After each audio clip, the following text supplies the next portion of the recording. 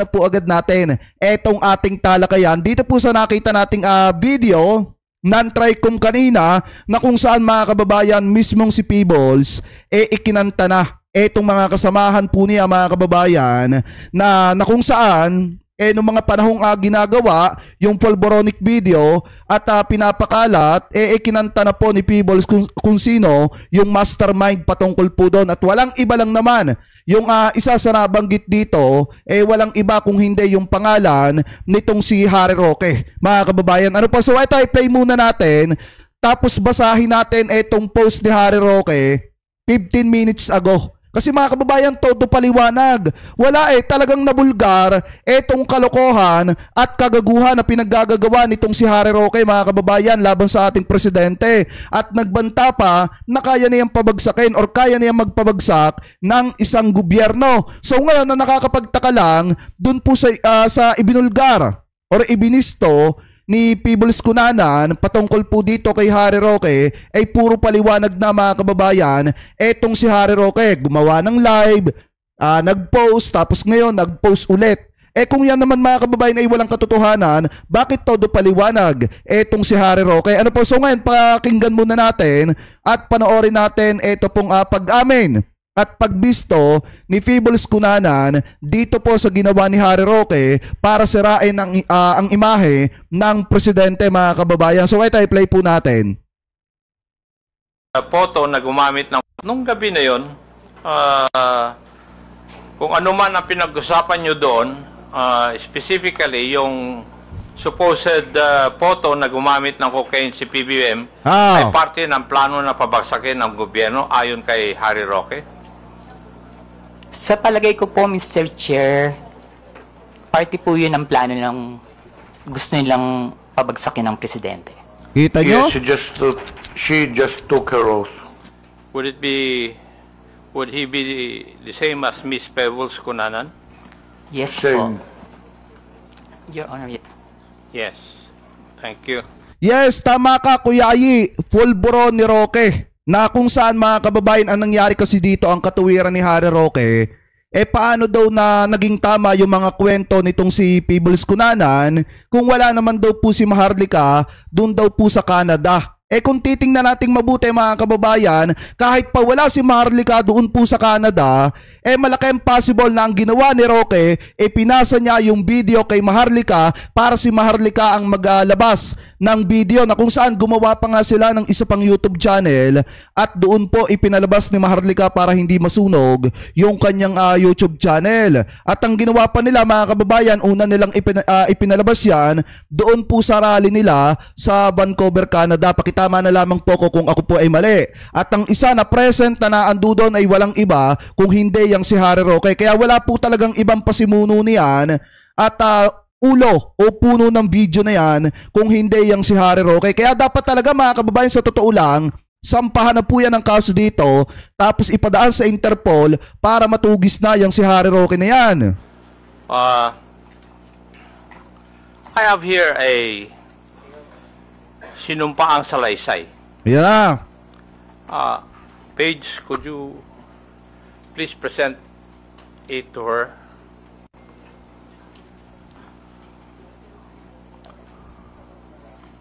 Would that be your affidavit?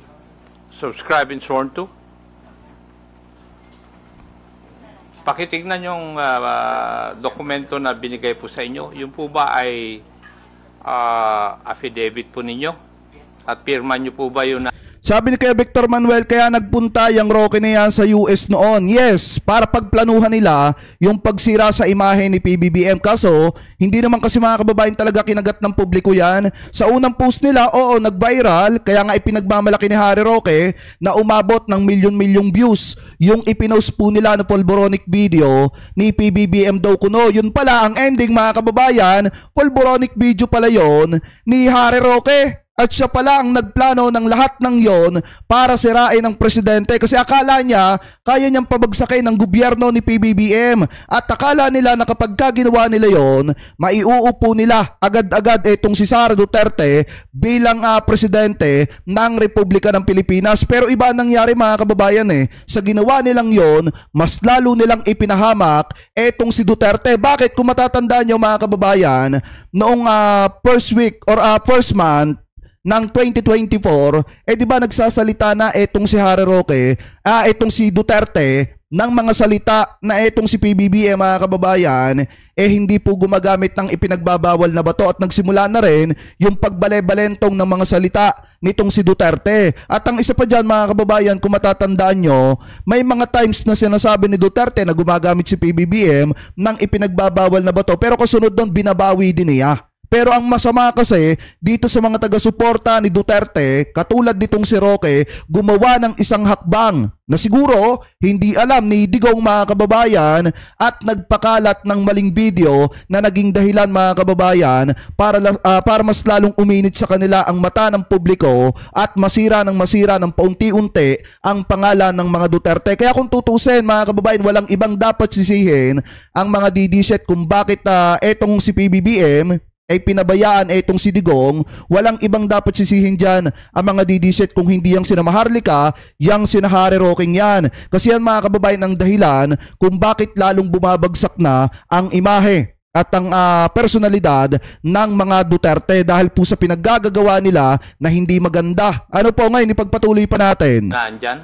Mr. Chair, yes po. Thank you. Page, pwede bang? Tanyo? Would you mind if I just call you Pebbles in this hearing? Mr. Chair, thank you po. Okay. Hate ko po yung Vicente. Okay. Thank you. Pebbles. Pebbles, sino pa ang salaysay mo ba is, ginawa mo ba ito ng kusang loob? Wala pong pumilit po sa inyo na gawin at pirmahan ito? Yes po, Mr. Chair. Thank you. May I proceed, Mr. Chair?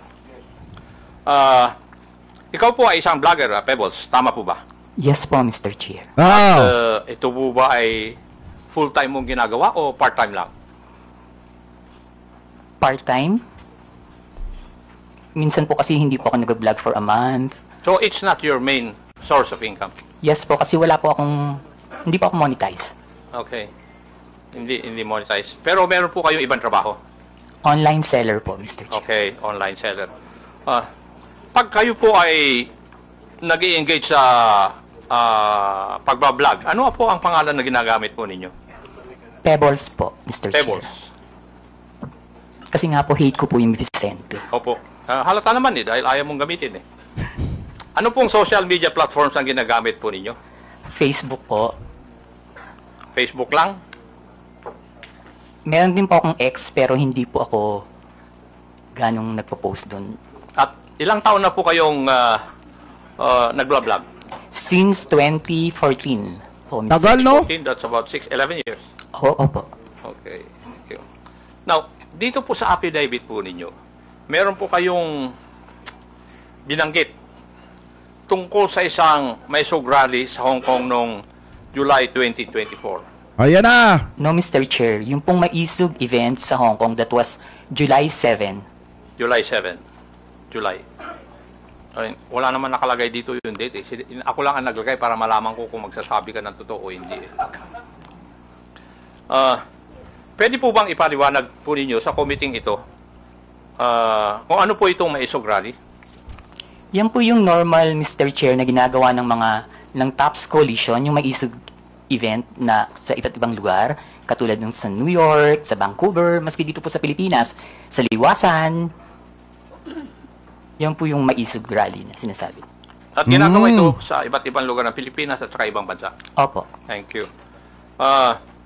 Ikaw ba ay kusang loob na pumunta doon sa mga Maisog Rally na yan? O sa mga lugar na ito? Kapag ini-invite po ako, Mr. Chair, nagpupunta po ako. Pero pag hindi po ako invited, hindi po ako pumupunta. Tama. Ini-invite ka? Opo. May sumasagot po ba sa iyong pamasahe? Meron po. Meron. Kita nyo, pamasahe Pati yung pa. accommodations po ninyo? Sarap. Yung pamasahe lang po, pero yung accommodations, kapag isang beses pa lang po kasi ako nakapunta ng abroad na maisog rally. Saan po yun? Sa Hong Kong. Sa Hong Kong. Okay. Doon po, yung friend ko po yung nag-sponsor sa akin ng airfare and hotel. At pwede ko po bang malaman? Masabi po ninyo dito sa committee ito kung saan ka nag-stay at saka ilang araw ka na natili doon sa Hong Kong? July 7 po, ginawa yung event. July 6, 7, and 8 po. July 6, 7, and 8 po ako nag-stay. Pero yung pangalan po ng hotel, nakalimutan ko na po. Okay, thank you. Bakit po kayo naimbita sa private dinner na sinasabi mo na naganap noong July 7, 2024? Hindi po, Mr. Chair. After po ng event, meron pong dinner. Ayan. Naimbita po Ng kayo? lahat ng naging speaker dun sa event. So naging speaker kayo doon? Yes po. Okay. Pwede po bang sabihin nyo sa committee ito? Sino ang nag-imbita po sa inyo sa event na ito? Ito, pakinggan nyo mabuti mga kababayan ha. Kasi dito papasok kasi yung mga organized mga kababayan ng nung kanilang mga maisog rally, yung mga nagpaplano ng maisog rally. And then mga kababayan, dito rin papasok yung sinasabi nitong si Peebles Cunanan na mga binabanggit nitong si Harry Roque. Actually, Mr. Chair, nung pagtapos ng event, tapos nakatayo na po lahat ng mga tao, nagpapapicture yung mga umattend, yung mga followers. Ang nagsabi po sa akin na merong dinner after is si Attorney Harry. Si Attorney? Harry Roque. Si Harry Roque.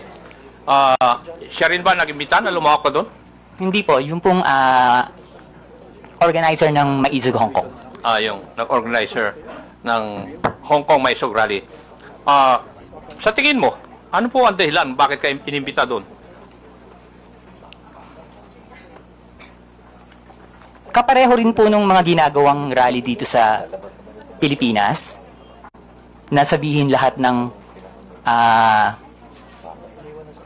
ginagawa ng gobyerno na hindi namin gusto kasi that time kalaban po ako ng gobyerno. Liwanagin po natin yon. Kalaban ka ng gobyerno? Ano po ang ibig sabihin po ni... Wait lang, basahin lang natin yung isang comment. Sabi dito, ang kupal ay yung si Cruz. Sino ba yung si Joey Cruz, mga kababayan, or yung si Joey De Bebre? Alam ko, Cruz din yun, mga kababayan eh. Pero kung iisipin po nating mabuti si Joey De Bebre yung kapasidad. Ni Joey De Bebre, walang nagawa kay Ballpoint Man. Si Joey De Bebre kasi yung ginisa kanina ni Congressman Abante, siya yung tinanong ni Ballpoint Man patungkol dun sa 20 pesos na bigas, kung may sinabi ba ang presidente or wala, mga kababayan. Alam nyo yan kasi nagawa natin yan ng reaction dito na kung saan umakyat etong si Ballpoint Man, pro-government vlogger, at tinanong etong si Joey De Bebre, yung ginigisa kanina ni Congressman Abante, patungkol dun sa 20 pesos na bigas na walang maisagot. Kung talaga bang nangako ang presidente, mga kababayan. Yun po yun doon sa mga nagsasabi na hindi daw kilala yung vlogger na yun yung vlogger na ginisa kanina ni Congressman Abante. Ipagpatuloy pa natin to. Sa kalaban ka ng gobyerno. Mr. Chair, kayo po ba ay critic ng gobyerno? Yes po, critic yun. po. Kasi malawak po yung sinasabi po nyo ng kalaban ka ng gobyerno. Sorry, kritiko po ako ng gobyerno. Kritiko ka ng gobyerno. Okay. Meron akong meron pong binabanggit sa iyong affidavit na pagkatapos ng nangyaring maisog rally sa Hong Kong, ikaw ay naimbita na dumalo sa isang pribadong dinner kasama ng mga iba pro-Duterte vloggers at personalities. Meron akong ipapakitang litratong ito sa screen. Pakisabi lang kung ito po ang sinasabi po ninyong dinner na nangyari. Yes po, Mr. Chair. Comsec, please flash the photo on the screen. Kita nyo, kompleto sila dito na andito si Vic Rodriguez. Tapos kung titingnan nyo, mga kababayan, na nandito din etong si Tio Moreno. Si Tio Moreno kasi, mga kababayan, eto yung bataan ni Sara Duterte at ito yung hinihinala di umano na may hawak ng napakaraming troll farm. Na kung saan bumabatikos at bumibira laban po sa gobyerno. At siguro, eto rin yung may hawak mga kababayan nung isang talamak na troll farm na kapag ka nag-a-upload at nagpo-post ang presidente sa kanyang wall ay inuulan ng napakaraming hahariak mga kababayan. Eto yan oh. Yan, kung makikita nyo yung iniikutan natin dito, eto yan. Si Tio Moreno, bataan ni Sara Duterte di umano. Ngayon, ipagpatuloy pa natin. Yes po, Mr. Chair. Yan po yung dinner. Yan? Yes po, Mr. Chair. Try ko po lahat. Yung pakilala ko lang po, ha. Opo. Yung pong nakaupo from left side is si Tio Moreno. Eto yan ha. Eto si Tio Moreno mga kababayan, hinihinala na may hawak na napakaraming troll farm at yung troll farm na yon ang bumibira sa Facebook page di umano ng presidente at ng iba pa mga kababayan. Kung matatandaan nyo, di ba, puro hahariak yung ipinapaulan lagi sa tuwing magpo-post mga kababayan ang account ng presidente ng mga achievements ng ating gobyerno. Siguro mga kababayan, kung iisipin din po nating mabuti, maliwanag din naman mga kababayan na etong mga ito, yung iba dito, talagang matitinding bumira laban po sa gobyerno. Kaya nga kung titingnan nyo yung sinasabi ni Peebles Cunanan patungkol po dito sa nangyaring meeting na ito, sa nangyaring dinner na ito, na kung sana andi dito etong si Harry Roque na sinasabi niya na mastermind sa paggawa at paglikha ng pulboronic video para pabagsakin at sirain ng gobyerno ni PBBM, malaki ang posibilidad mga kababayan na yung iba mga malalapit dito kay Roque na naandi dito ay alam yung planong yon ni Harry Roque. Ano po ngayon, ipagpatuloy pa natin? Yung nakatayo po na Tio Moreno, yung nakaupo dito sa kaliwa? Dito po. Naka-black? Hindi po yung naka-brown. Naka-t-shirt? Yes po.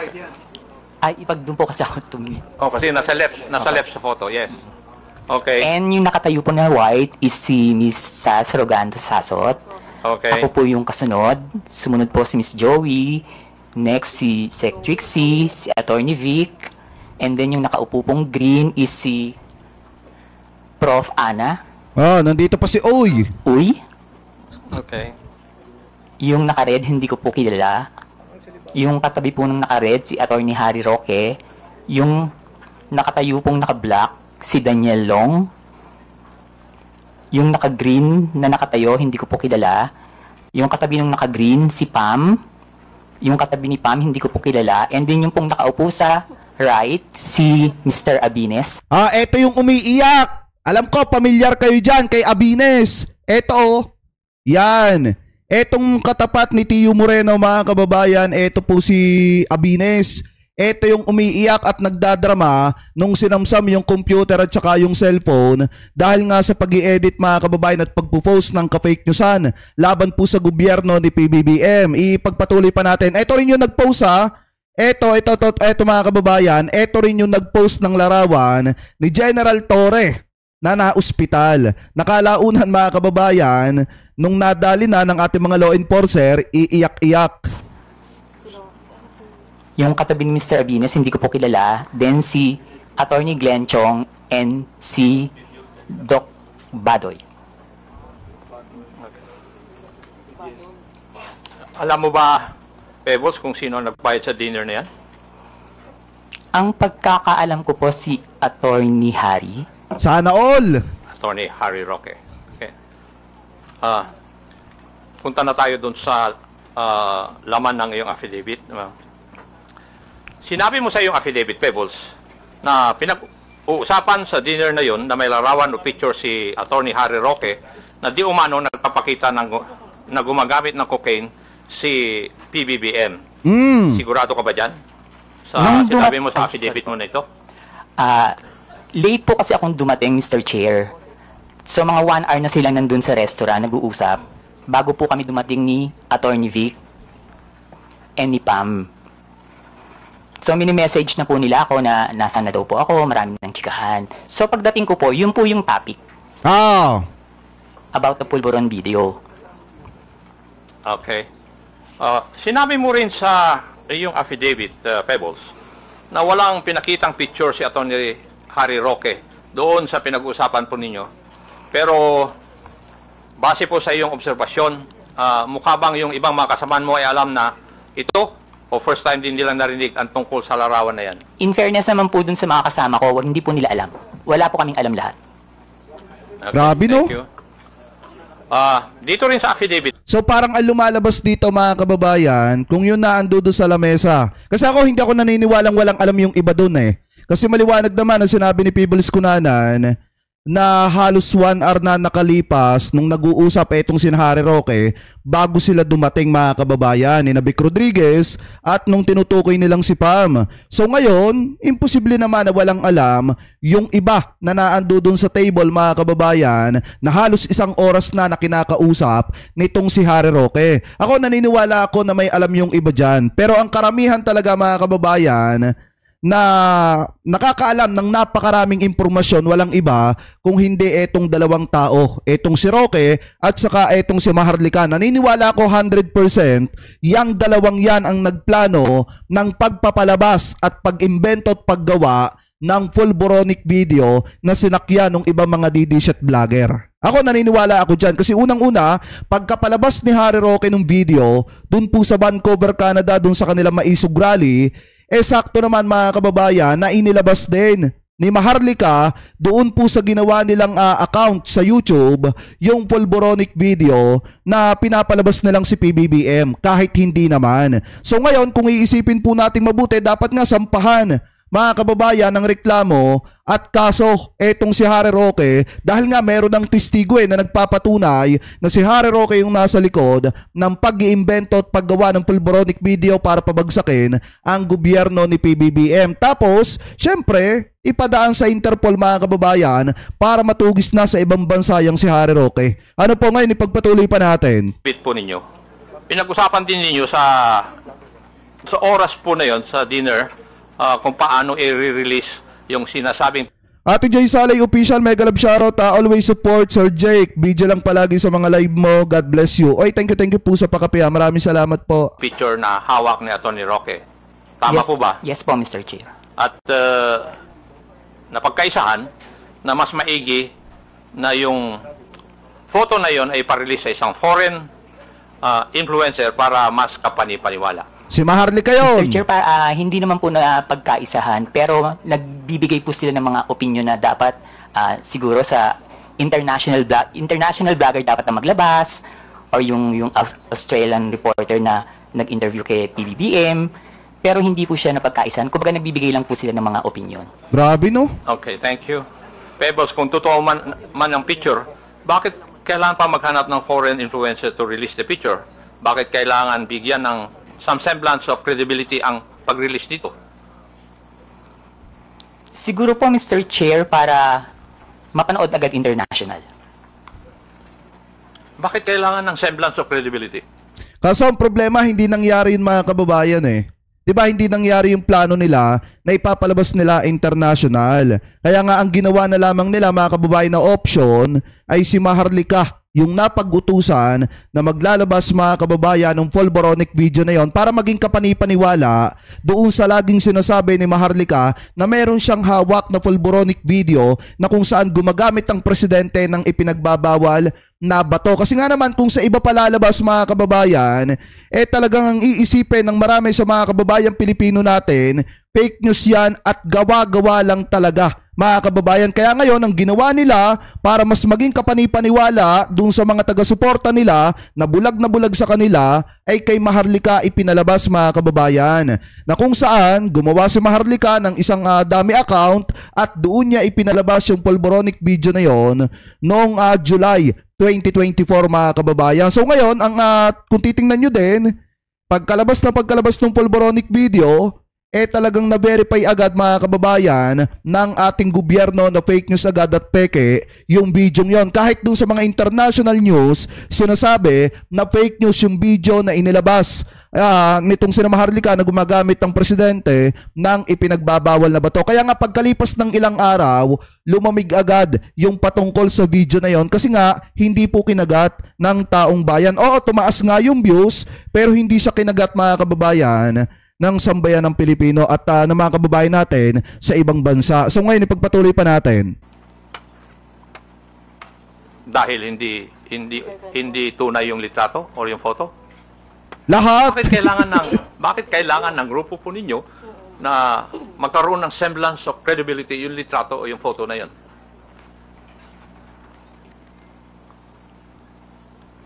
Hindi ko po...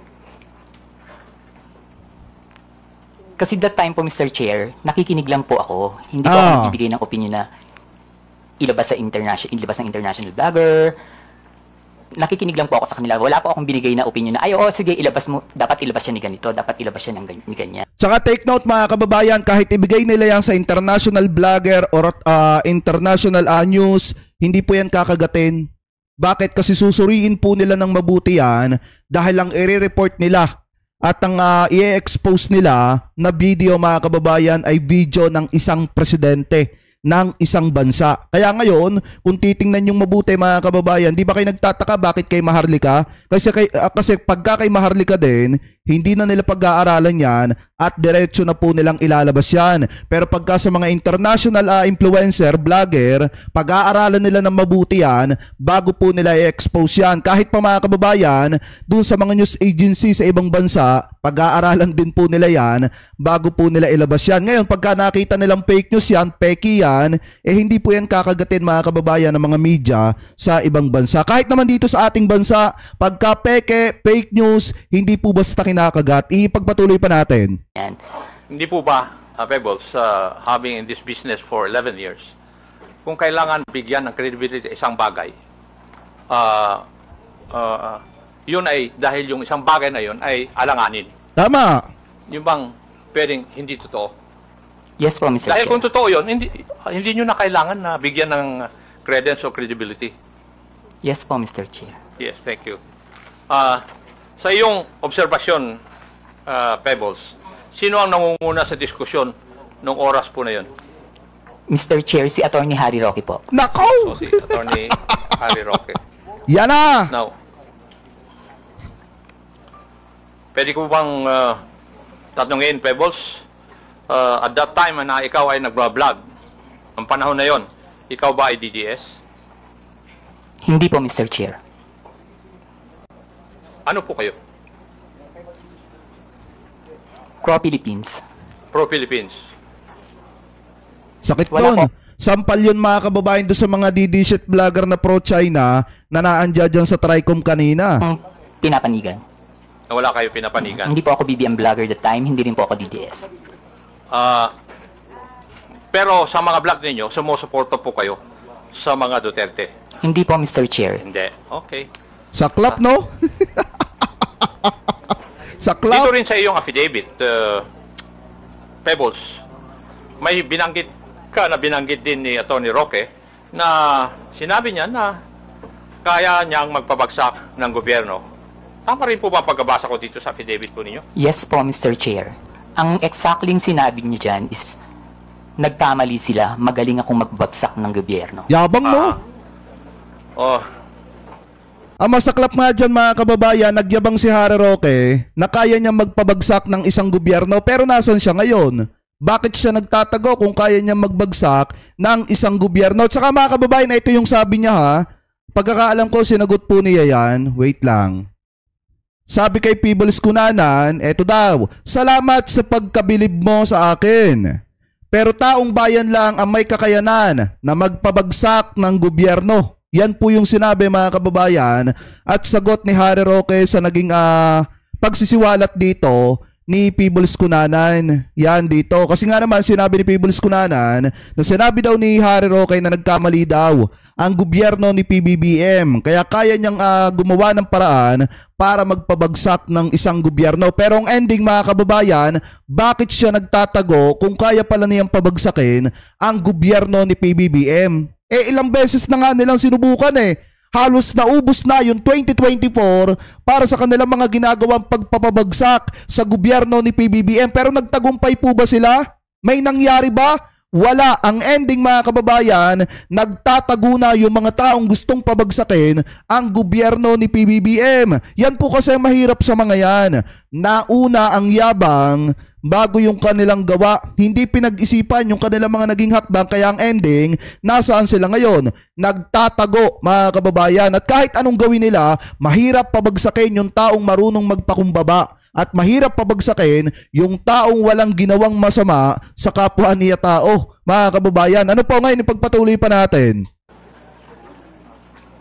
Sa tingin mo, kaya po ba niya talaga? Mr. Chair, hindi po kasi nagtatago po siya ngayon eh. Di ba? Tama. Meron.